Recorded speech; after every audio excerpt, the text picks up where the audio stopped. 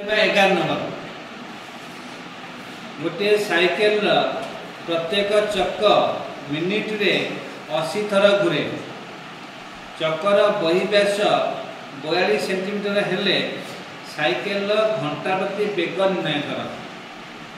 Cycle चकर बही व्यास पर्यंत साइकेल चक्र भीतर रिमटा से अंत व्यास बाहर पर्यंत बही व्यास टायर पर्यंत बही व्यास 42 सेंटीमीटर है। बही व्यास 42 सेंटीमीटर है। व्यास 42 सेंटीमीटर ताले व्यासार्ध केते हला? व्यासार्ध केते हला ना 42/2 21 सेंटीमीटर हला साइकिल चक्र व्यासार्ध बुझला।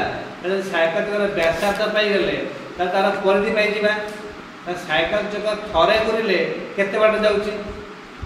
साइकिल चक्र थरे घुरिले केते बाट जीव अर्थात साइकिल चक्र परिधि जेतिकी से थरे घुरिले सेति बाट अतिक्रम करिवो हला। साइकिल चक्र परिधि जेतिकी हबो थरे घुरिले कोन हबो सेति बाट अतिक्रम करिवो। ताले से चक्र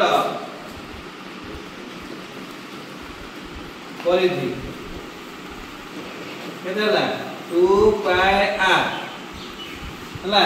चक्र परिधि हला 2πr एडी पाए देला 22/7 2 * 22/7 आ देला 21 हला। केतला बाय कर दियो 7 3 हला 21 ये 6 6 12 12 13 132 सेंटीमीटर बाट अतिक्रम करूची।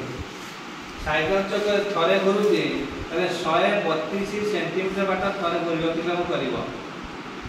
से गोटा मिनिट रे 80 थर घुरुची। गोटा मिनिट रे 80 थर घुरे बुझा लागी। तले 1 मिनिट रे जाय केते ना 132 गुणन 80 बुझला नै। थरे घुरिले जाउची 132 सेंटीमीटर 80 थर घुरले केते बाटा जीव 80 गुणी देबा। 80 गुणी केते बाला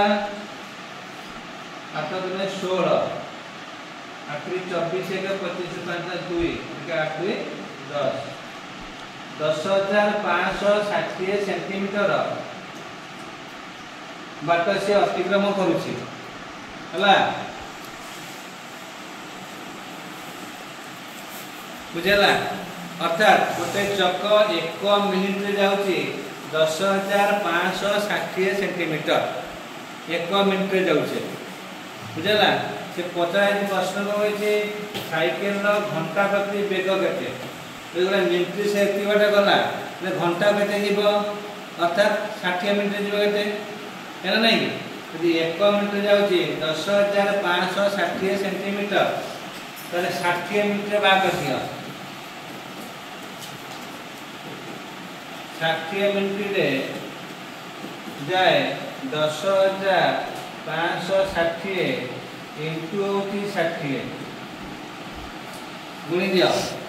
10,560 रे 60 गुण 36 6 3